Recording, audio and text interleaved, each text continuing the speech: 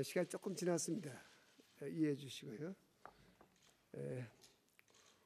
오늘 나의 친구인 오바마 대통령을 4개월 만에 서울에서 다시 만나게 돼서 매우 기쁩니다. 특히 오바마 대통령이 오늘 이른 아침 도착해서 바로 아마 판문점을 들린 것 같습니다. 휴전선 비무장지대를 방문해서 아마 남북이 첨예하게 대립하고 있는 현실을 볼 수 있었고, 또 한국군과 주재하는 미국 병사들에게 아마 큰 용기를 주고 격려해 준 데 대해서 고맙게 생각을 합니다. 오늘 오바마 대통령과 나는 여러 분야에서 이야기를 나누고 서로 의견을 같이 했습니다. 특히 북한 핵과 미사일을 포함한 안보 분야에서 경제 분야에 이르기까지 양국 간 주요 현안과 상호 관심사에 대해서 폭넓은 대화를 나누었습니다. 먼저 우리 두 사람은 동북아와 한반도 정세에 대해서 의견을 교환하고 대북 전략에 대해서 긴밀히 공조해 나가기로 했습니다. 양국은 북한의 장거리 미사일 발사 계획 발표가 유엔 안보리 결의와 미북 간의 합의를 위반한 것이며 국제 평화와 안전을 위협하는 도발적 행위라는 데 의견을 같이 했습니다. 따라서 북한이 발사 계획을 즉시 철회하고 국제적 의무를 준수해야 한다는 데도 의견을 함께 하고 있습니다. 오바마 대통령 나는 한미 간 공고한 연합 방위 태세를 지속적으로 강화해 나가는 동시에 북한의 어떠한 위협과 도발에 대해서도 단호히 대처해 나가기로 했습니다. 우리 두 사람은 북한이 핵과 미사일 개발을 포기하고 평화와 협력을 선택한다면 우리 양국뿐만 아니라 국제사회가 함께 힘을 모아서 북한 주민들의 삶의 질을 높이고 또 새로운 미래를 북한이 열어나가는데 협력할 것이라는 데도 의견을 같이 했습니다. 한편 우리 두 정상은 한미 동맹의 가치와 중요성을 재확인하고 미래 발전상에 대해 매우 유익한 협의를 가졌습니다. 양국은 2009년 6월에 채택된 동맹 미래 비전에 의해 한미 전략 동맹이 한반도를 넘어 동아시아 지역과 범세계적 차원에서의 다양한 협력을 통해서 명실상부한 글로벌 파트너십으로 발전해 나가고 있음을 평가했습니다. 또한 전시작전 통제권 전환의 조정과 추진, 2+2 외교 국방 협의 출범 등 한미 전략 동맹의 주요 성과를 점검하고 긴밀한 정책 공조를 통해 대북 억지력 강화와 미래지향적 동맹 발전을 계속 추진해 나가기로 했습니다. 양국은 지난 3월 15일 발효된 한미 FTA가 본래 취지에 맞게 양국 내 일자리를 창출하고 교역과 투자를 확대하여 양국 국민들의 삶의 질을 높이는 데 실질적 성과를 거둘 수 있도록 협력해 나가기로 했습니다. 또한 이러한 협력을 위해 이 협정에 규정되어 있는 대로 양국 장관급 공동위원회를 조속히 개최하여 이행사항을 점검해 나갈 것입니다. 또한 우리 두 사람은 유럽 재정 위기 등으로 촉발된 세계 경제의 불확실성이 지속되고 있다는 인식하에 세계 경제 회복 문제에 대한 의견을 나누었습니다. 특히 최근 급등하고 있는 국제 유가가 세계 경제 회복의 걸림돌이 될 수 있다는 데 의견을 같이 하고 국제 유가 안정을 위한 범세계적인 협력이 강화될 필요가 있다는 데도 공감을 했습니다. 또한 중동, 아프간 문제 등 주요 지역 정세와 이란 핵 문제의 평화적 해결을 위한 국제사회 협력 방안 등에 대해서도 의견을 나누었습니다. 오바마 대통령의 세 번째 방안을 다시 한번 환영합니다. 제1차 워싱턴 핵안보 정상회의를 주도했던 오바마 대통령이 다음 세대 핵 없는 세계, 보다 평화로운 세상을 물려주고자 이번 제2차 서울회의의 성공적 개최를 위해서도 적극 협조해 주신 데 대해서 고맙게 생각합니다. 오늘 다시 한국 방문을 환영합니다. 고맙습니다. Well, good evening, everyone. Thank you to my good friend and partner, President Lee, for your very kind words, and thank you to the people of Korea for your gracious welcome. This is my third visit to the Republic of Korea as president. It is wonderful to be back, and once again, I'm grateful for the hospitality. This visit reflects the extraordinary friendship between our two people. My wife and I were proud to help strengthen those ties when we had the honor of hosting President Lee and First Lady Kim for a state visit at the White House last fall. And during that visit, I learned a Korean word that I believe captures the deep affection between our people, chong, and I feel that spirit again today. My visits to Korea reflect the leadership role that South Korea is playing in this region and around the world, a global Korea. I was last here for the G20, which was a success under President Lee's leadership. Now we're back, along with more than 50 world leaders, for the second Nuclear Security Summit. In fact, just today we saw another important step forward. We learned that Ukraine completed the removal of highly enriched uranium from its territory. This fulfills a commitment Ukraine made at our last Nuclear Security Summit in Washington. And I believe it's a preview of the kind of progress we're going to see over the next 2 days in confronting one of the most urgent challenges of global security, securing the world's nuclear weapons and preventing nuclear terrorism. My visit to Korea also reflects the enduring strength of our alliance. My last visit to Seoul came as we marked both the 60th anniversary of the Korean War and Veterans Day. And today I traveled, as President Lee mentioned, to the DMZ to thank our men and women in uniform, American and Korean, who serve shoulder to shoulder. They're the reason that we can stand here free today and prosperous here today, and we salute them all. My visit to Korea reflects the fact that the United States is leading again in the Asia-Pacific, a region that will affect American security and prosperity in the 21st century like no other. As I declared in Australia last year, the United States as a Pacific nation will play a larger and long-term role in shaping this region and its future. And the cornerstone of our efforts is our strong alliances, including our alliance with the Republic of Korea. This is the context for our meeting today. And as President Lee indicated, we had a very good discussion on a wide range of issues. We reviewed our ongoing efforts to modernize our security alliance. We agreed to have our foreign and defense ministers meet in June to discuss concrete measures we can take to continue strengthening that alliance. We're on track for South Korea to assume operational control for the alliance in 2015. I reaffirmed, as I said in Australia, that reductions in U.S. defense spending will not come at the expense of the Asia-Pacific, and that includes South Korea. America's armed forces are going to stay ready for the full range of contingencies and threats, and the alliance between the United States and the Republic of Korea remains unshakable. We reviewed our great progress in bringing our economies even closer. During my last visit to Seoul, we pledged to get our landmark trade agreement done. On President Lee's visit to Washington, it passed our Congress. On this visit, we can say that our trade agreement is now in force. We got it done. This is a win for both of our countries. More jobs and opportunities for our workers and businesses on both sides of the Pacific.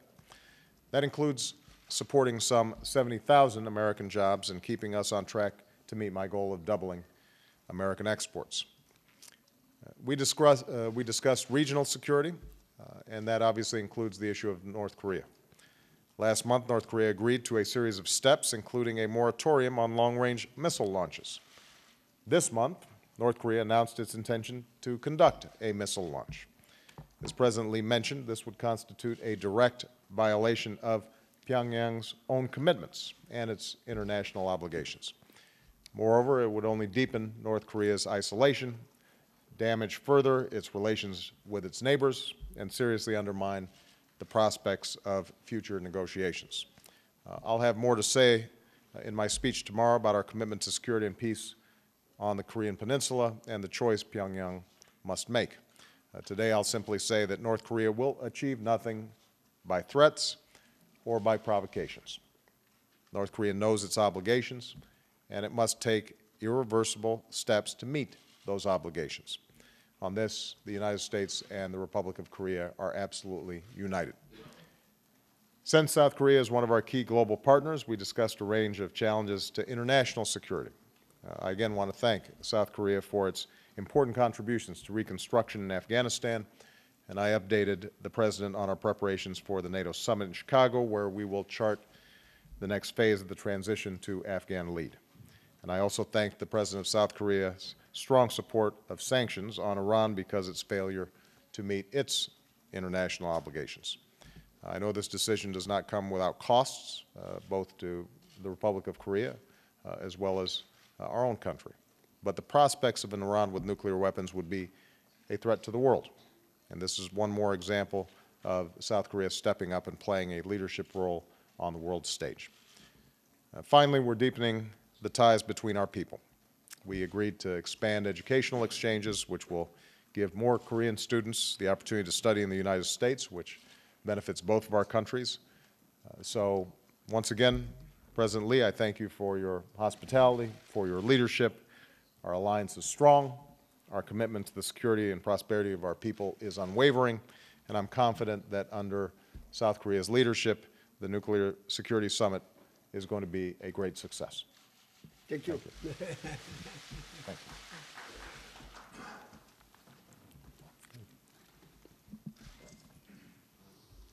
그럼 우리 질문하실 분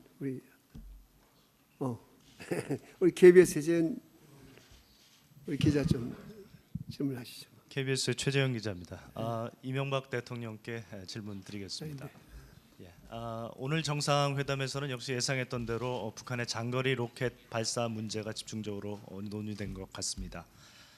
그런데 이런 국제사회의 노력에도 불구하고 만약에 북한이 예정대로 미사일 로켓 발사를 강행할 경우에 한미 양국을 비롯해서 국제사회가 어떤 구체적인 제재 방안이라든가 조치를 준비하고 계신지 궁금하고요. 또 북한의 장거리 로켓 발사 문제가 대두되면서 한국의 탄도미사일 사거리를 좀 늘려야 하는 것 아니냐라는 얘기가 나오고 있고, 또 대통령께서도 최근에 외신들과의 회견에서 그런 말씀을, 한미 간의 탄도미사일 사거리를 늘리는 문제가 논의되고 있다, 이렇게 실무적으로 논의되고 있다고 말씀을 하신 것 같은데, 오늘 회담에서 그런 논의가 있었는지, 또 한미 간에 어느 정도 진전이 돼 있는지 좀 말씀해 주시기 바랍니다. 네, 역시 북한 장거리 미사일 발사에 대한 질문하셨습니다만은, 그건 역시 이것은 분명한 유엔 안보리 1824호를 위반하는 것입니다. 그렇기 때문에 이것은 유엔 안보리의 결의를 위반한 것이기 때문에 세계를 향해서 위반하는 것과 똑같습니다. 그렇기 때문에 이것을 우리가 위반이기 때문에 발사를 중지해야 된다는 권고를 세계 모든 나라가 합니다. 특히 육자회담 국가들이 다들 그렇게 생각을 합니다만은, 발사를 했을 때 어떻게 할 거냐 하는 문제는, 발사를 한다고 하는 것은 결국 북한의 책임입니다. 이제 조금 전에 오바마 대통령께서 이야기했지만은 북한이 스스로 국제사회와 이제 고립이 되겠다는 뜻이나 똑같습니다. 그럼 그것은 북한의 책임이 있고 북한이 결국 고립이 된다는 문제고, 그 모든 기책사회가 북한에 돌아간다. 특히 북한 주민들의 입장에서 보면은 그 수억 달러의 막대한 돈을 그런 곳에 쓰면서 북한 주민들의 생활은 굉장히 어렵다. 이렇게 되면 북한 주민들이 과거에 같이 우리가 장거리 미사일 쐈기 때문에 자랑스럽다고 생각하는 것보다는 우리는 이렇게 어려운데 이런 곳에 돈을 쓰느냐 하는 그런 쪽으로 생각을 하게 될 것이라고 저는 예상을 합니다. 그래서 북한이 이걸 발사하는 데 대해서는 국제적으로나 국내적으로 달성하고자 하는 목표가 달성되지 않을 것이다. 결국 북한이 스스로 어려워진다 하는 것을 나는 이야기하고 싶고, 그래서 북한이 하루빨리 국제사회에 협력하는 자세로 나가면 그것이 바로 북한을 위하는 길이다. 더욱이 북한 주민을 위하는 길이다 하는 생각을 갖고 있고, 그 점에서는 한미 간에는 의견이 없습니다. 의견이 없고 앞으로 우리는 이 문제를 아주 매우 냉정하게 아주 지혜롭게 대처해 나갈 것이다 하는 말씀을 드리고 싶고요. 조금 전에 우리 그 미사일 거리 문제 때문에 이야기하는데 오늘 뭐 정상회담에서는 그게 논의가 되지는 않았습니다. 그러나 그 문제는 한미 간에 실무적으로 지금 검토가 되고 있고 이것은 대북 전략의 차원이기 때문에 이것은 합당한 합의가 이루어져서 그 조만간 결론을 낼 수 있을 것이다 이렇게 생각을 하고 있습니다. 예.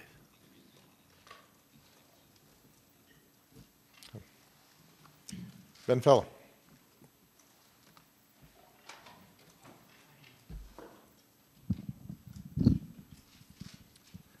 Good evening, President Obama, President Lee. Thank you for the question. I'd like to follow up on the North Korean threat on two fronts. The first is to follow up on the question my colleague had.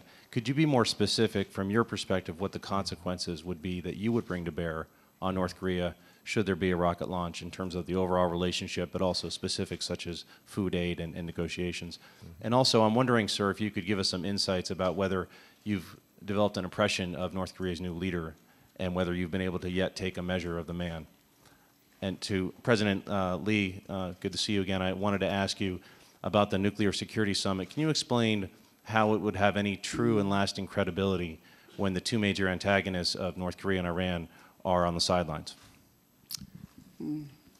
Well, first of all, with respect to the consequences should there be a launch by the North Koreans, as President Lee indicated, North Korea is already under an extraordinary battery of sanctions. They are the most isolated country in the world. They are cut off from basic commerce and exchanges beyond their borders that every other country, almost every other country, takes for granted.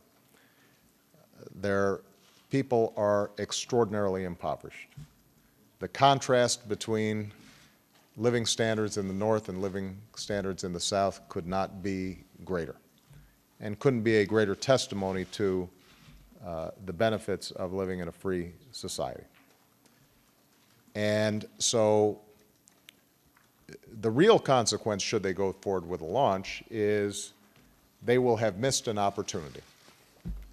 Because what we've presented to them, and what we've consistently presented to them, is an opportunity for them to take a different path than the one they've been taking, which is resulting in not simply hardship for their people, but a state that is decades behind their counterparts in the region in terms of development, in terms of economic strength, in terms of influence in world affairs. And so immediate, concrete, tangible effects, we had offered them the possibility as part of a series of confidence-building measures to move forward with a nutritional aid package, for example. We've indicated to them very directly, because this was part of discussions that had taken place among negotiators, that it would be difficult to move forward with that package if they show themselves unable to make commitments that they've made even a month earlier. Because part of the challenge for any nutrition aid package, for example, is that you make sure it actually gets to the people who need it, and it doesn't go to serve elites in that country or their military. That requires monitors. It's very difficult to have monitors at a period of tension and friction. And it is difficult to provide aid if you don't think that it's going to get to the people who actually need it. So that's just one example of the kinds of consequences that will take place. I'll also note that every time North Korea has violated international resolution, a Security Council resolution, it's resulted in further isolation, tightening of sanctions, stronger enforcement, greater support on the part of the international community for stronger enforcement. I suspect that will happen this time as well. So they need to understand that bad behavior will not be rewarded. There had been a pattern, I think, for decades in which North Korea thought that if they acted provocatively, then somehow they would be bribed into ceasing and desisting, acting provocatively. And President Lee and I have agreed from the start of our relationship that we're going to break that pattern. And I suspect that it will ultimately end up having the impact intended, but in the meantime, it's the people of North Korea that are most likely to suffer. I do want to comment on the issue you raised with respect to the Nuclear Security Summit. Understand that the concept of the Nuclear Security Summit that we set up was not directed at the specific issue of Iran or North Korea, but was directed at one leg of a multi-legged stool when it comes to our nuclear security. Specifically, if you've got a lot of loose nuclear material, if countries,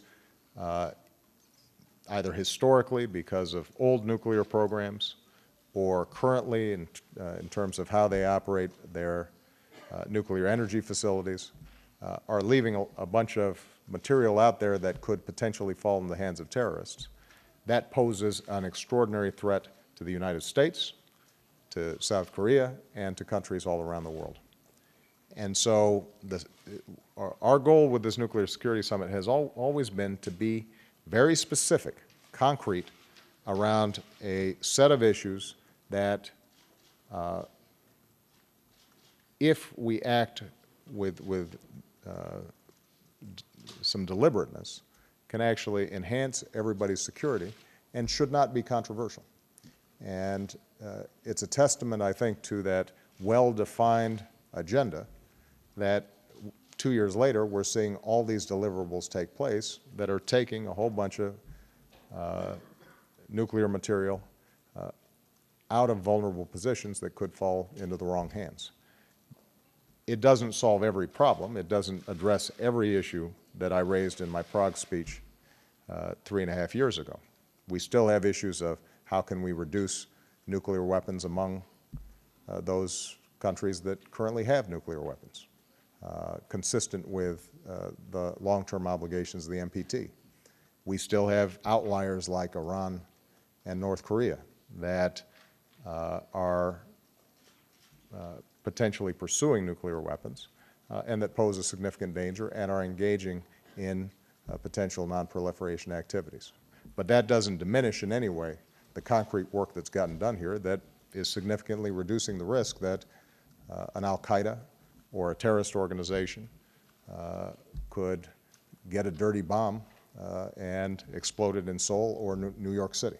And that's always been the objective of the Nuclear Security Summit. And I think that because of the fine leadership that's been shown by President Lee and his delegation, we're going to see a whole bunch of concrete stuff get done over the next 2 days. Oh, you know, I think it's hard to have an impression of Kim Jong-un, in part because the situation in North Korea still appears unsettled. It's not clear exactly who's calling the shots and what their long-term objectives are.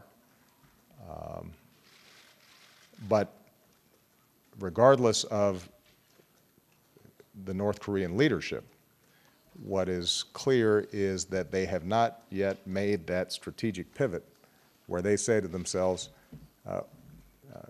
what we're doing isn't working. It's leading our country and our people down a dead end. And, you know, Ben, you were there at the DMZ, and it's like you're in a time warp. It's like you're looking across 50 years into a country that has missed 40 years or 50 years of progress. And, you know, if a country can't feed its people effectively, if it can't make anything of any use to anybody, if it has no exports other than weapons. And even those aren't ones that in any way would be considered state-of-the-art. If it can't deliver on any indicators of well-being for its people, then you'd think you'd want to try something different. I don't get a sense that they've made that decision yet, but my suspicion is that at some point that's what the North Korean people are going to be looking for. And they do have that opportunity. And when they make that decision, I know I speak for President Lee, no one will welcome it more than we do, because it is in our interests to see every country provide opportunity and prosperity for its people. But there are certain things that just don't work, and what they're doing doesn't work.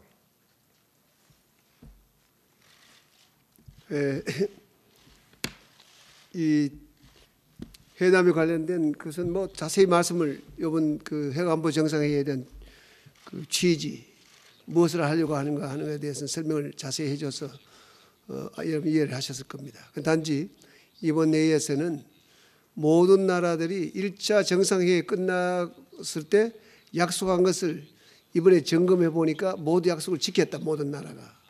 그리고 이번에 모여서 또 추가로 핵물질을 감축하는 약속을 했습니다. 그래서 이번에 아마 그 약속한 핵물질이 감소가 되면은 핵무기를 만드는 한 2만 개 정도의 핵무기를 감축하는 효과를 낼 수가 있다. 그러나 지구상에는 아직도 10만 개가 넘는 그 무기를 만들 수 있는 핵물질이 남아있다, 이렇게 봅니다. 그러면 그것은 점진적으로 이렇게 모든 세계가 힘을 합치면은 상당한 성과를 앞으로 거둘 수 있다, 저는 이렇게 생각을 분명히 하고 있습니다. 뿐만 아니라 이제 오바마 대통령이 말씀하신 대로 이런 위험 물질이 위험한 사람들에게 넘어가지 않게 하기 위한 50개국이 넘는 나라들이 모두 협력을 하자, 정보도 교환하고 어떻게 하면 이것을 안전하게 관리할 수 있을 것인가 하는 것에 대한 의견을 일치를 해서 앞으로 협력하기로 했습니다. 그것이 이번 서울 공동 커뮤니케에서 나옵니다만은 이런 50개국이 협력한다고 한다는 것은 굉장한 성과를 거두고 있다, 저는 이렇게 생각합니다. 그래서 이 핵 위험으로부터 더 안전한 세계를 만드는데 이 핵안보 정상회의가 1차, 2차를 거치면서 성과를 거두고 있다. 이 점에서 나는 이 핵안보 정상회의가 앞으로 인류의 행복을 위해서 큰 역할을 할 것이다, 이렇게 봅니다. 이상입니다. 오케이, 넥스트. 야, 우리 조선일보 최현묵 기자. 네, 조선일보 최현묵 기자입니다. 오바마 대통령께 묻겠습니다. 오늘 판문점을 다녀오셨고 또 오늘 특히 평양에서는 김정일 사망 100일을 맞아서 김정은을 3대 세습 체제를 공고화하는 또 군중대회가 열렸습니다. 오늘 소감 아까 말씀을 하셨지만 좀 더 추가를 좀 해주시고, 그다음에 북한 정권이나 북한 주민들에게 주는 메시지가 있다면 말씀을 해주시기 바랍니다. 두 번째로 그 한미 미사일 지침에 대해서 한국은 이 한국 정부는 이게 북한이 3,000km 이상의 탄도미사일을 갖고 있기 때문에 한국도 그에 상응할 만한 탄도미사일 개발 능력을 가져야 한다고 생각을 하고 있습니다. 대통령께서는 어떤 생각을 갖고 계신지. 마지막으로 북핵 6자 회담에 대해서는 뭐 향후에 뭐 북한 정권이 어떤 다른 입장을 취한다면 다르게 할 수도 있다고 말씀하셨는데 현 상황에서 볼 때 어떤 전망을 갖고 계신지, 만약에 북핵 6자 회담이 재개되려면 어떤 조건들이 있어야 하는지에 대해서 말씀해 주시기 바랍니다. 마지막 질문은 이명박 대통령께서도 다시 한번 북핵 6자 회담 전망에 대해서 말씀해 주시기 바랍니다. 질문을 세 가지 했습니다. Yeah, it's hard to remember them all.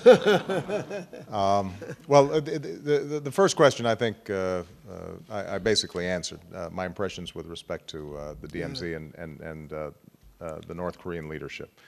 With respect to the issue of extending missile ranges, I think President Lee got it exactly right. We have this incredibly powerful alliance that is multidimensional. and involves a whole range of coordination, training activities, making sure that there's interoperability with respect to various weapon systems and our defensive capabilities. And so all these issues are being discussed as we move forward to implementing the 2015 plan. And so there are no specific preconditions around or specific obstacles around the missile range issue. Rather, it's a broader question of what are the needs in order for us to fulfill our enduring goals around the alliance. And a lot of that is technical. A lot of it takes place not at the presidential level, but rather at the military level. And we will continue to instruct our teams that they work closely together to ensure what is the ultimate outcome, which is not any particular weapon system or any particular missile range, but rather, can we protect our people? Can we make sure that the objectives of the alliance are achieved? With respect to the six-party talks, look, we've been very clear about this again and again. It's not that complicated. If the North Koreans are serious about entering into six-party talks, they have to show that they are operating in good faith. At minimum, that requires them suspending activities that right now clearly are contrary to previous obligations that they've made and international law. And when they do that, then we'll be able to sit down and resolve, hopefully, some of these longer-term issues.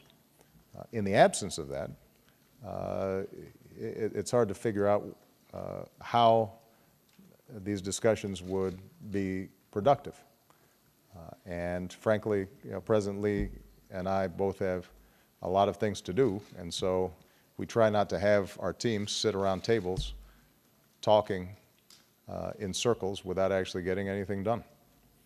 And my hope is that at some point the North Koreans make the decision that it is in their interests to try to figure out how to feed their people and improve their economy rather than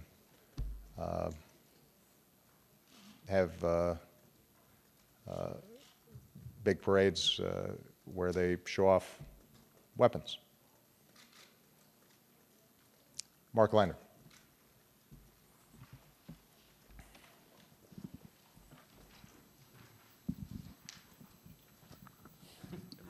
You can use them both, Mark. Exactly. Thank you both. A question first from President Obama. Mr. President, in the past, you've been, particularly when frustrated with China on the issue of North Korea, not shy about telling President Hu that the U.S. will do what's necessary to protect its national security interests. As you're meeting President Hu tomorrow, I wonder what message will you give him regarding North Korea? Are you satisfied with the pressure that China has brought to bear on North Korea? Is there more they could be doing? And is it realistic to think that if they pushed hard enough, they might persuade the North Koreans not to go ahead with the satellite launch? And a question for President Lee. As long as my colleague asked President Obama for his views on Kim Jong-un, I'd like to ask you your views. You live here. You've paid attention to North Korea for longer than our president has, I dare say. And I just wonder whether you think he is, as the president suggested, still in a very tenuous situation, or whether you see him as really establishing quite some control. Well, first of all, I look forward to my meeting with President Hu tomorrow. Obviously, the issue of North Korea will be one among a number of topics that we discuss.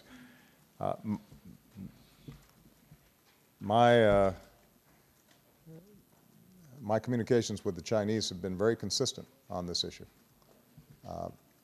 It is my firm belief that it is in none of our interests to see either tension and instability on the peninsula, and it's not in anybody's interest to see a nuclearized peninsula. The Chinese say they agree with that. The question then is, given that they have more influence and closer diplomatic relations with North Korea than any other country on earth, what are they doing to help guide or encourage North Korea to take a more constructive approach? And that certainly will be a topic of conversation. Now, I am sympathetic to the fact that they share a border with North Korea. They are deeply concerned about potential instability in that country and what ramifications it might have on China. And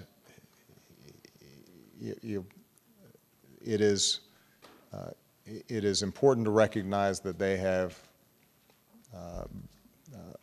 a broad range of equities when it comes to how they operate with North Korea, given that they're neighbors.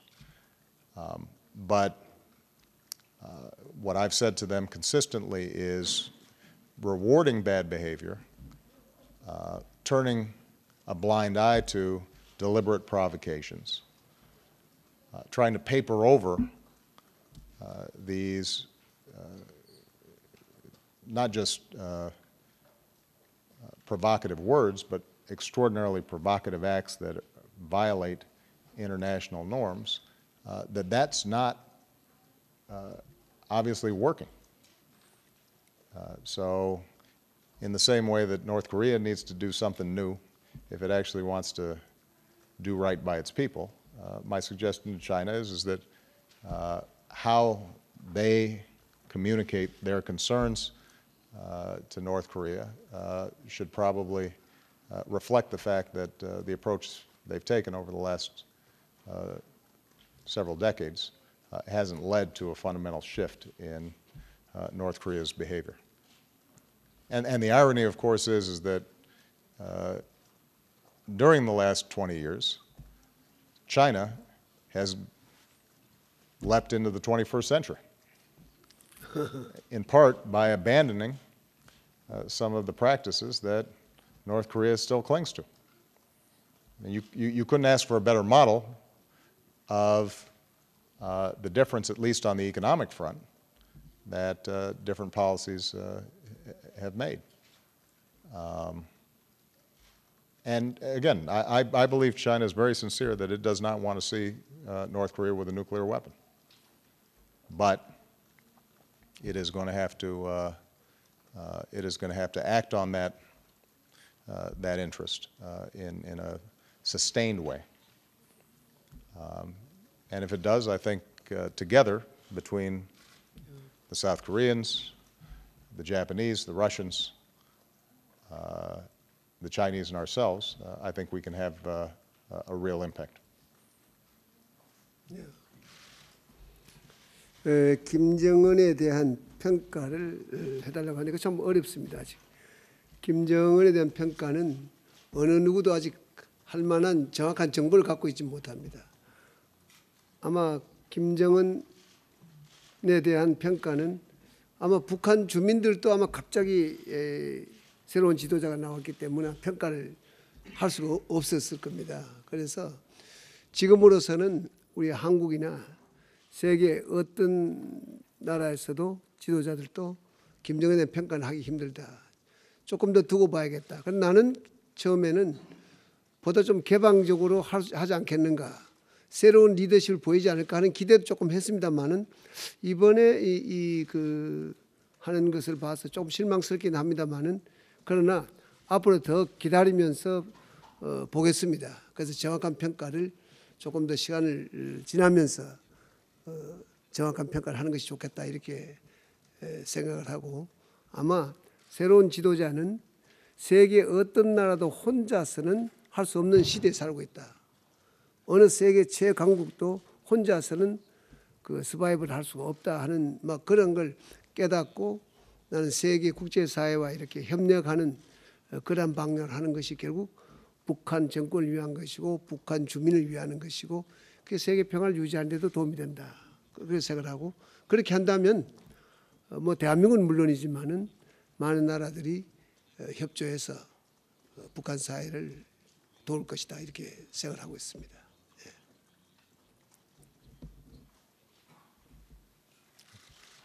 Okay. 고맙습니다. Thank you very much. Thank you very much. Yeah.